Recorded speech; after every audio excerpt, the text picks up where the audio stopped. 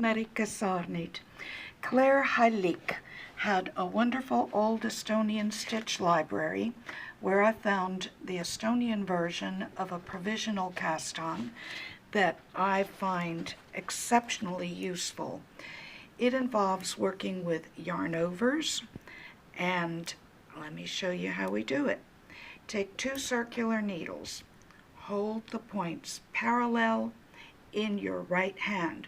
So you have a top needle, in this case mine is silver, and a bottom needle, which is Diacraft's needle. Now, your yarn. You've got the tail of the yarn will go between the needles so that it goes to the back. The working yarn comes from the front.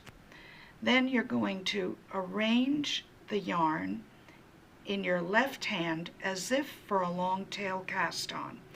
Now what we're going to do is make a standard yarn over the top needle with your thumb yarn, and that would be the yarn comes from in front of the needle over the top to the back. There's a standard yarn over. Now we're going to make a standard yarn over the bottom needle with your finger yarn. So the yarn comes from in front of the needle over the top to the back. Then we're going to continue that with just yarn overs. The finger yarn over the bottom needle, the thumb yarn over the top needle. Continue these motions until you have the required number of stitches cast on.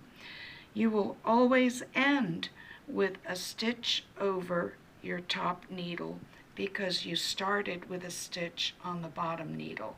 That was the original fold over the needle where the tail goes to the back. When you have finished casting on the required number of stitches, you will simply slide the top needle so that the stitches fall on the cable. Then you're going to turn everything clockwise, and you're going to start working with your working yarn and knit across what used to be the bottom needle.